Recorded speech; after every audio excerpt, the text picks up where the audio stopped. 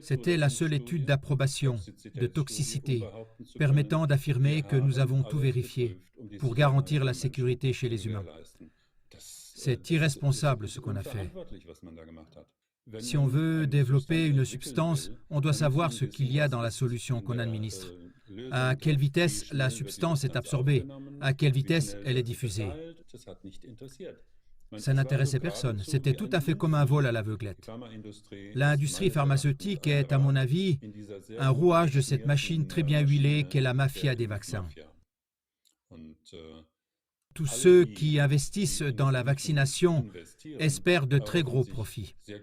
C'est pourquoi ce n'est pas seulement l'industrie pharmaceutique que j'accuse ici, mais tous les parties prenantes, y compris bien sûr les gouvernements et les autorités, et probablement bien d'autres encore. Il existe en médecine des principes établis visant à prévenir des erreurs médicales. Celles-ci sont définies dans des dispositions nationales et internationales. Pendant la crise Covid, presque tous ces principes ont été délaissés.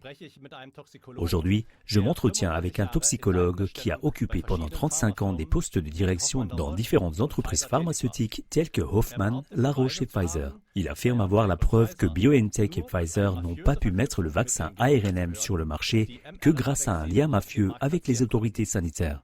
En contournant systématiquement les études de sécurité, l'injection d'ARNM a causé de grands dommages aux personnes. Écoutons ce qu'un ancien employé a à dire. Bienvenue au docteur Helmut Sterz. Merci beaucoup de m'avoir invité. Oui, avec plaisir. Commençons par les fabricants et remontons à l'année 2020. Il faut en fait revenir en arrière, et peut-être encore plus loin qu'en 2020.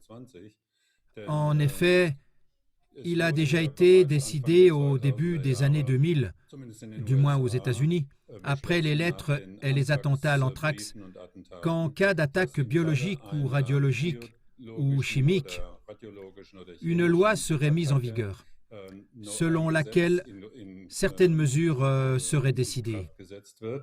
Nachdem bestimmte Maßnahmen beschlossen werden. Dazu gehört Il s'agit non seulement du port du masque, de la distanciation et des interdictions de sortie, mais aussi de la volonté de maîtriser la campagne de vaccination, de livrer des substances très rapidement et de dégager de responsabilité les parties prenantes, les entreprises de vaccins, les autorités et les médecins.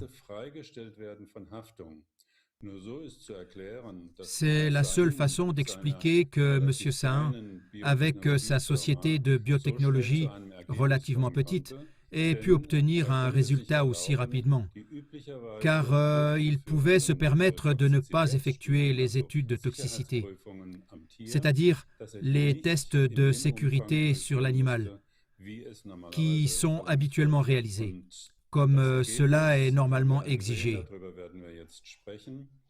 Et nous avons vu les résultats. Nous allons en parler maintenant. Le professeur Sahin n'est ni toxicologue, ni développeur de médicaments au sens habituel du terme. Avec sa femme, il s'est spécialisé dans le développement de vaccins contre le cancer. Il voulait donc développer des vaccins anticancéreux individuels. Et dans ce secteur, on n'a pas besoin de tests de toxicité aussi étendus que pour d'autres médicaments. Pour lui, il s'agissait essentiellement d'aller très vite. Dans son livre, qui est en vente et que j'ai lu très attentivement, un fil rouge ressort clairement.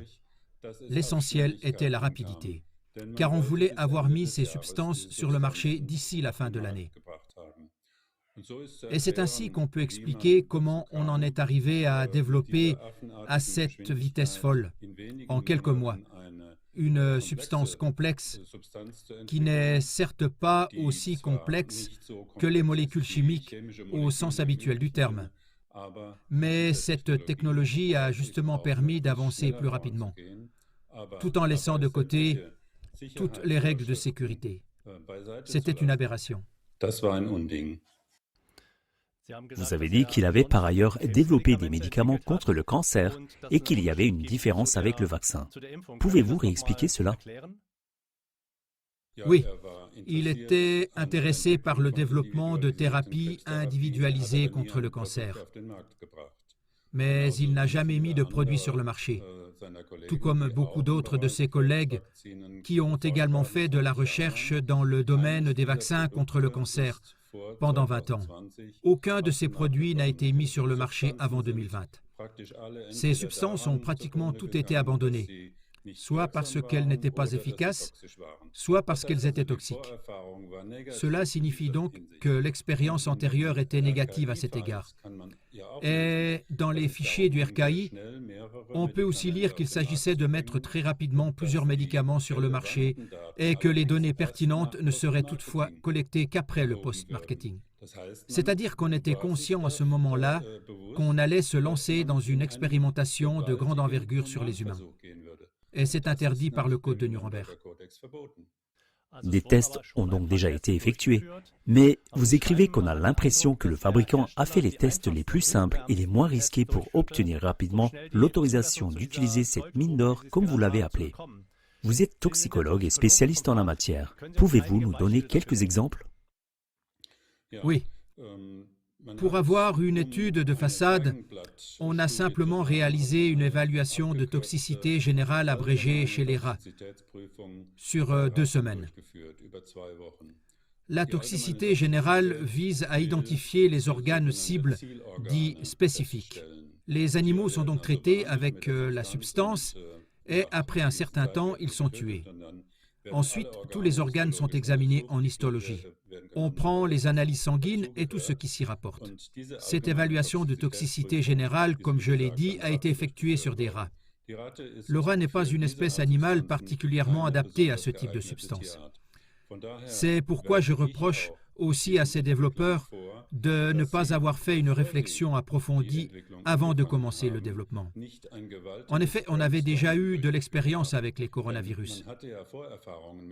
On savait que le développement était difficile, car jusqu'alors, personne n'avait pu mettre au point de telles substances. Ainsi, on aurait dû réunir toutes les connaissances existantes sur les coronavirus et sur cette protéine spike de l'enveloppe, afin de définir avec précision, premièrement, quelle espèce animale est appropriée, quelle dose faut-il prendre. Il aurait été absolument nécessaire de tester par une courte expérience à quelle dose les rats commencent à présenter des symptômes inacceptables. Cela n'a pas été fait. Et c'est là le rôle du toxicologue de tester ce qui se passe. Sinon, il ne protège ni son employeur, ni les patients, car on risque de mettre sur le marché une substance toxique. J'ai eu l'impression que les toxicologues avaient été poussés par leur chef, Ugur Sahin, à ne faire que du rapide, sans démarche toxicologique pertinente. Ein toxikologisch relevantes Vorgehen an den Tag zu legen. Vous avez également dit que le rat n'est généralement pas approprié. Pourquoi, après tout, on fait souvent des expériences sur des rats? C'est dû au fait que cette protéine spike, qui se trouve sur le virus, est utilisée par le virus pour pénétrer dans les cellules. Et pour pouvoir pénétrer dans les cellules, cette protéine spike doit se fixer sur un récepteur. Il s'agit du récepteur AC2, récepteur de l'enzyme de conversion de l'angiotensine 2. Il s'agit d'un récepteur présent partout dans le corps, mais à des densités différentes. Et chez le rat, il n'est justement pas présent avec la même densité que chez l'homme. De ce fait, le rat est moins sensible à ces examens. Et vous m'avez demandé de donner quelques exemples. Cette courte étude sur les rats était la seule étude de toxicité générale réalisée. Il n'y a donc pas eu d'étude de toxicité de durée moyenne, c'est-à-dire de 3 mois, comme je l'aurais exigé. Et cette étude aurait pu être prolongée. On aurait pu tuer une partie des animaux après 3 mois et le reste après 6 mois pour voir s'il y avait une accumulation. Tout ça n'a pas été fait. Et surtout, Pfizer n'avait pas non plus intérêt à faire des études plus longues, bien qu'il aurait pu le faire s'il avait mené ses études de toxicité en parallèle dès le début. Il aurait été alors possible d'évaluer les études. Mais rien de tel n'a été fait.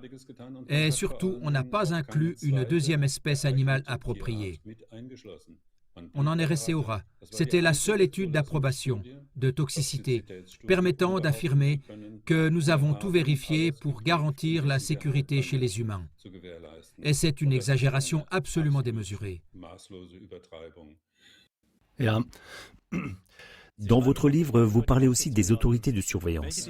Quelles sont les choses qu'ils auraient dû examiner pour remplir leur mission, même dans une situation de crise plus ou moins grave? Bon, en fait, toutes les personnes concernées ont su assez rapidement qu'il n'y avait pas de crise. Car premièrement, ce virus n'a pas été un virus mortel, un virus tueur, mais il correspondait plus ou moins à une grippe modérée. Et donc, cette nécessité d'aller vite et de prendre des mesures tête baissée n'existait pas du tout. Les autorités le savaient aussi, mais elles ont bien sûr agi comme s'il y avait une situation d'urgence. Mais là, il s'agit de la grippe. Et dans ce cas, il aurait fallu faire toute la gamme. Par exemple, normalement, avant de passer pour la première fois à l'homme, on fait un test de mutagénicité. Il s'agit d'études qui testent l'influence sur le matériel génétique. Ce sont des études relativement courtes en culture cellulaire. Cela aurait été rapide et aurait donné une certaine garantie qu'il n'y aurait pas de risque de cancer derrière. Mais on a laissé tomber cette idée. On a dit, oui, nous avons vérifié dans l'ordinateur. Il n'y a en fait aucune indication que la structure de l'ARN messager entraîne ici un risque de cancer. C'est irresponsable ce qui a été fait. C'est le premier point. Le deuxième point est la pharmacologie de sécurité. Il s'agit d'études dans lesquelles on essaie de détecter d'éventuels effets secondaires sur des animaux ou des organes. Par exemple sur le cœur.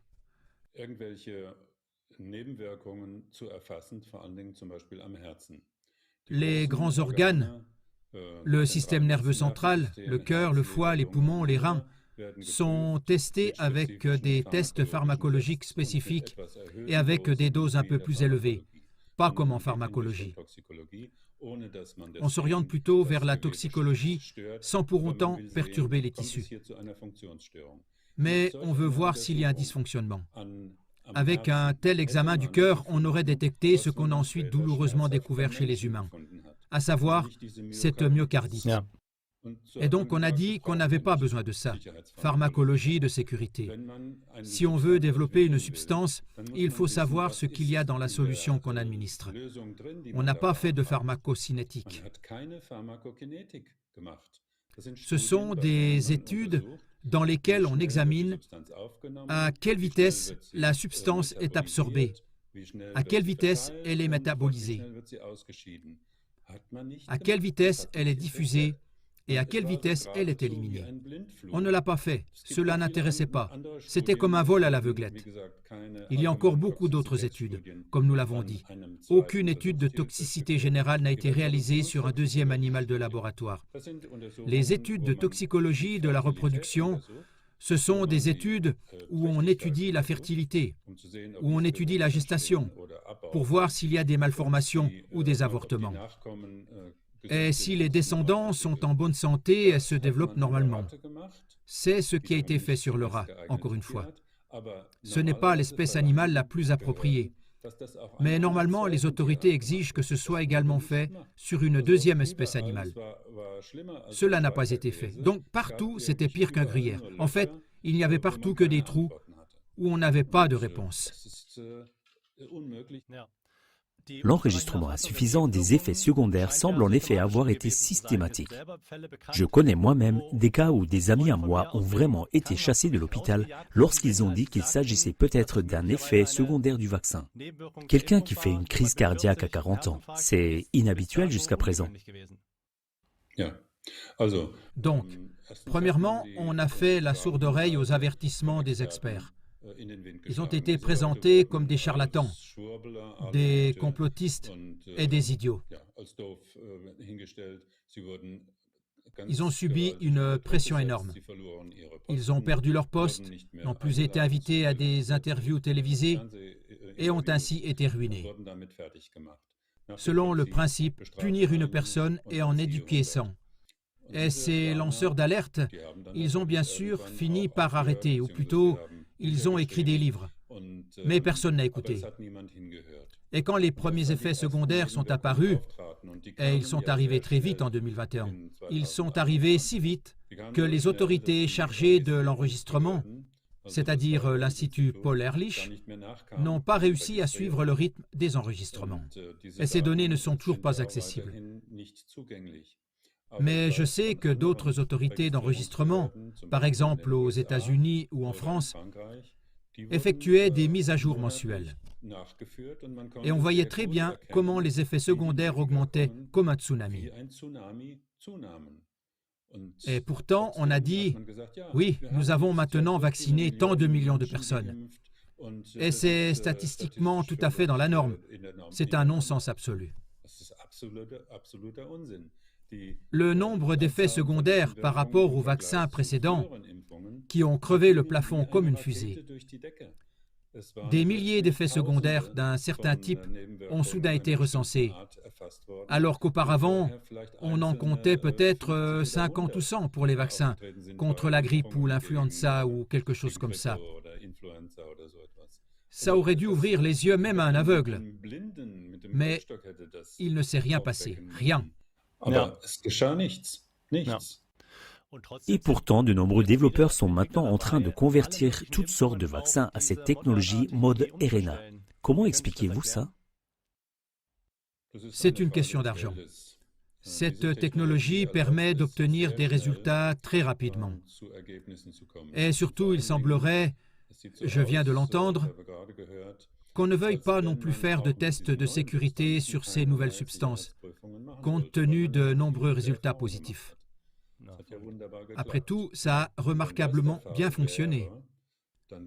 Dans ce cas, je déconseille fortement de se faire vacciner contre ces maladies.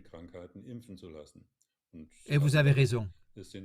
Il y a des dizaines de substances en cours de développement dans le pipeline pour lutter contre toutes sortes de maladies. Et c'est de l'argent facile. S'il n'y a pas de coût de développement important, l'industrie pharmaceutique peut se porter à merveille. Mais je voudrais aussi dire tout de suite qu'il ne s'agit pas seulement de l'industrie pharmaceutique. L'industrie pharmaceutique est, à mon avis, un rouage de cette machine très bien huilée qu'est la mafia de la vaccination. Et tous ceux qui investissent dans la vaccination espèrent des bénéfices très importants.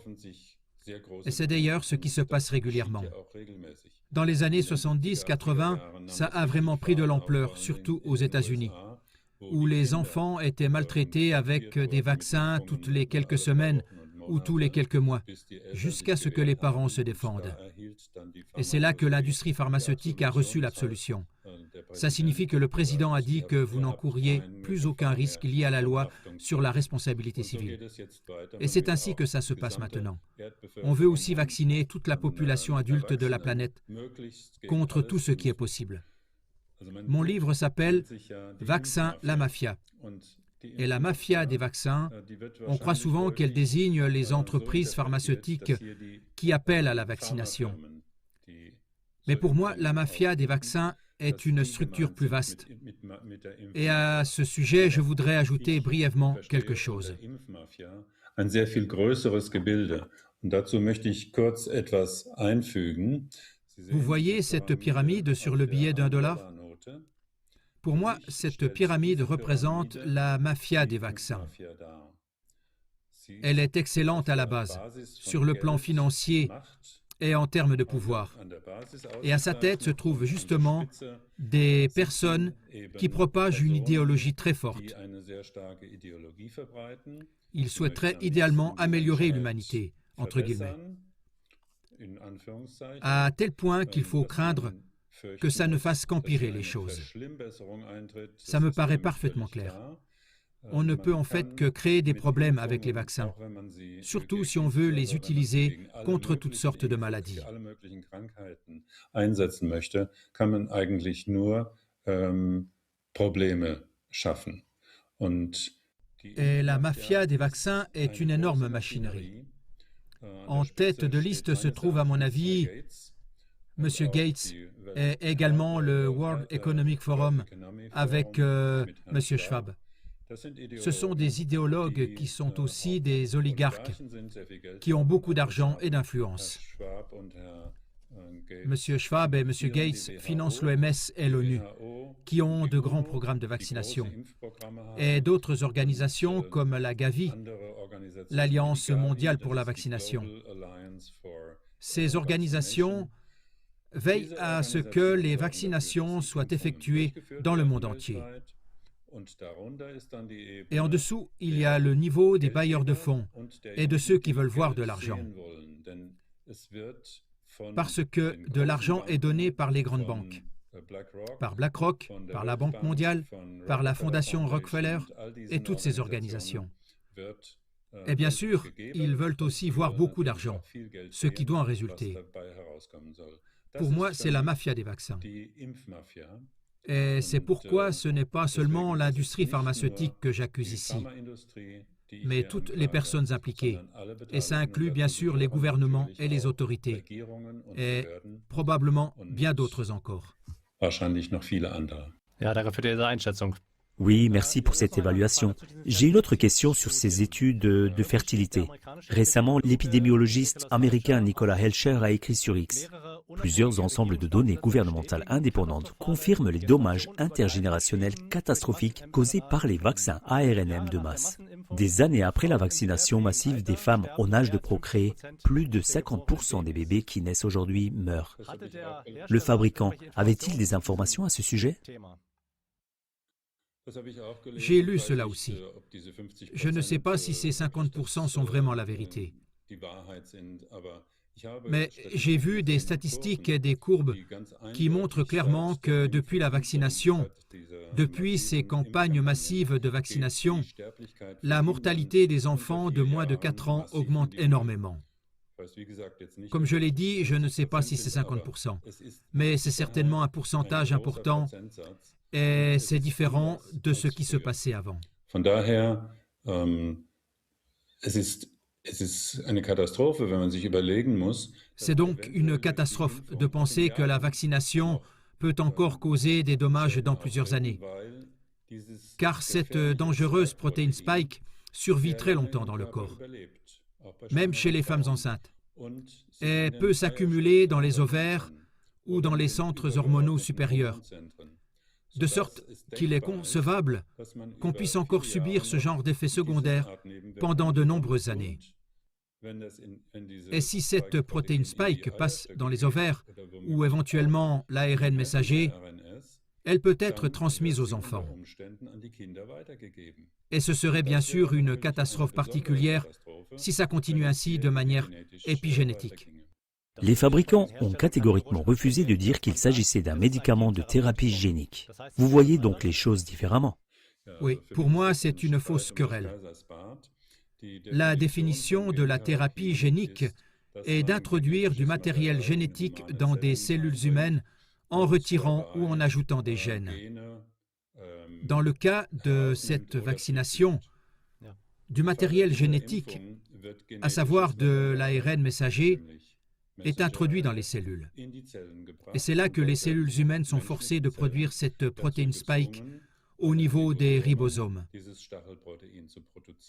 Maintenant, on peut dire qu'il ne s'agit pas d'une thérapie génique, mais d'un essai génétique. Mais il faut aussi voir que cette vaccination, comme on nous l'avait promis, ne nécessite que 2 doses et que peu de temps après, on nous dit qu'il faut en fait 3 doses, car le taux d'anticorps chute trop vite. Il faut alors faire un rappel et ça devient un traitement. Et on peut alors se demander s'il s'agit d'une thérapie génique ou seulement d'un traitement génique ou d'un essai génique. Quoi qu'il en soit, de gros dégâts sont ainsi causés. Oui, et Qu'en est-il de la responsabilité du corps médical? Ces médecins qui ont vacciné, étaient-ils seulement mal informés ou sont-ils au fond complices? Il faut considérer cela sérieusement. Je pense que de nombreux médecins, bien qu'ils aient une excellente formation, qu'ils aient suivi une très longue formation et qu'ils aient ensuite transformé leurs années d'activité pratique en expérience, que la plupart des médecins n'ont pas été assez curieux pour remarquer des choses qui, après tout, sont apparues relativement vite aux gens normaux. Ils n'ont pas compris. Il est en effet apparu très vite qu'en fait ce vaccin n'était pas efficace. Les médecins ont été les premiers à s'apercevoir de l'inefficacité de la vaccination.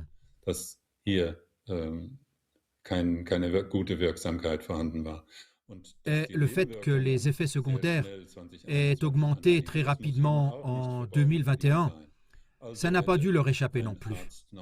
Donc, normalement, un médecin aurait dû se dire « Je me pose des questions concernant ce qu'on nous a dit au sujet de l'efficacité et de la sécurité. » Et dans ce contexte, il aurait été très très important qu'un médecin dise à la personne prête à se faire vacciner lors de la consultation médicale précédant l'injection « Je ne sais pas si cette substance est efficace et je ne sais absolument pas si elle est sûre. Mais si vous voulez vous faire vacciner, je veux bien le faire. » Voilà ce qu'il aurait fallu dire. Au lieu de cela, presque tous les médecins ont dit « Ces substances sont efficaces, elles sont sûres, elles vous protègent contre les cas graves et même contre la mort. Et surtout, ils protègent aussi les personnes âgées contre les cas graves et la mort. » Et personne ne le savait, car la grande étude de Pfizer n'incluait pas suffisamment de personnes âgées. Il n'y a pas du tout eu d'évaluation statistique dans ce sens. Les médecins, ce sont des élites. Ils font de longues études et auraient pu se rendre compte que quelque chose ne tournait pas rond. Et de nombreux médecins ont dit « Je ne vaccine plus », ce qui leur a valu de lourdes pertes, y compris des punitions. Mais la majorité des médecins ont plutôt vacciné à tour de bras. Et c'est un motif de reproche. En ce moment, il y a une sorte de travail sur la crise Covid. Il y a cette commission d'enquête. C'est assez divertissant, mais jusqu'à présent, cela n'a pas donné grand-chose. Ces questions que vous posez, cette expertise que vous apportez, celle des essais, ce que les fabricants auraient dû faire et ce que les autorités sanitaires ont négligé, ne devrait-on pas poser ces questions là-bas puis demander à M. Drosten et M. Spahn pourquoi ça s'est passé ainsi? Oui, il faudrait le faire. Mais cette commission d'enquête, pour autant que je l'ai suivie jusqu'à présent, et je ne l'ai pas suivie très intensément, elle préfère regarder uniquement vers l'avenir plutôt que vers le passé. Et ce n'est qu'en regardant attentivement derrière soi qu'on peut voir ce qui a mal tourné. Et le livre de M. Spahn en dit long. Il a publié un livre dans lequel il dit, le titre est à peu près « Nous avons beaucoup à nous pardonner mutuellement ». Je dois dire, M. Spahn, non, nous n'avons absolument rien à vous pardonner. Vous avez fait tant de mal. Vous devriez répondre de ce qui s'est passé. Et c'est précisément, à mon avis, ce qui n'est pas fait par cette commission d'enquête. Il est amusant de constater que cette commission est appelée commission d'enquête, car en français, ça signifie commission d'information. Et ce que fait cette commission d'enquête allemande, elle regarde vers l'avant et elle veut comprendre, mais elle ne veut pas condamner. Et ça ne marchera pas. Ça va couler au compte-gouttes pendant quelques années.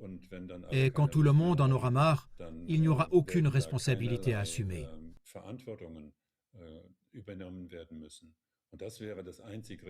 Et ce serait la seule chose juste à faire, de s'occuper des gens qui se sont tellement engagés et qui ont répété sans cesse « Faites-vous vacciner, faites-vous vacciner, c'est sûr et c'est important », et qui savaient en fait, car ils savaient très bien que ce n'était pas sûr et que ce n'était pas efficace.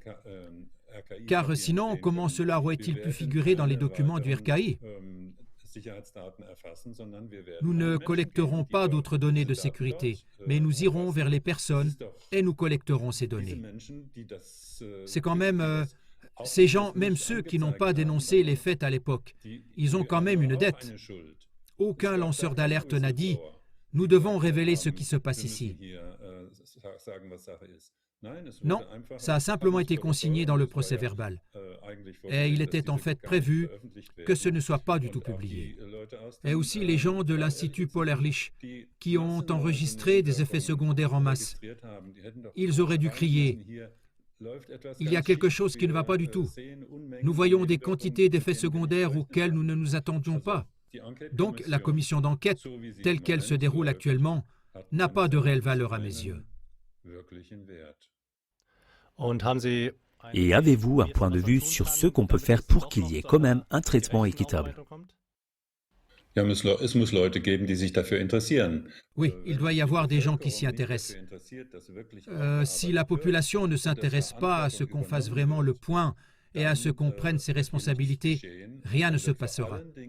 Et surtout, justice ne sera pas rendue aux victimes de la vaccination.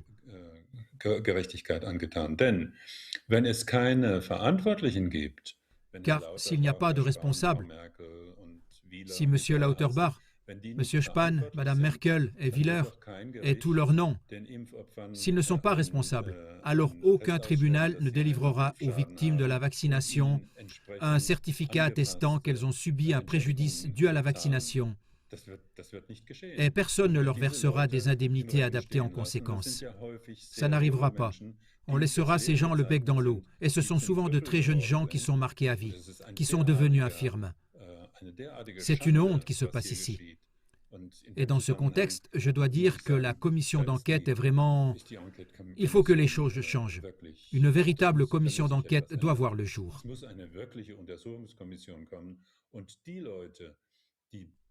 Et les personnes qui étaient au gouvernement il y a des années, pendant les chaudes années du Covid, et qui siégeaient au Parlement, ne devraient en fait pas participer à cette commission d'enquête.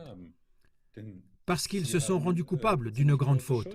Et ils ne peuvent pas dire maintenant « Nous avons tout fait de travers ». D'ailleurs, M. Spahn ne le dit pas. Il dit « Nous avons tout fait correctement ». Oui, merci beaucoup pour cette déclaration. Donc, au final, c'est encore une fois la population qui fait quelque chose. Oui, il faudra un référendum où la population se prononcerait pour qu'une véritable enquête ait lieu et que les responsables soient tenus pour responsables. Je ne me fais aucune illusion sur le fait que M. Gates ou quelqu'un d'autre serait traduit en justice, bien qu'ils soient les véritables responsables. Et les personnes qui ont fait en sorte que ce virus soit créé dans les laboratoires de l'armée devraient bien sûr être tenues pour responsables. Car on ne nous a pas seulement produit un virus, mais aussi un vaccin de mauvaise qualité. Ces deux éléments combinés ont causé des dégâts effrayants. Peut-être une note positive quand même.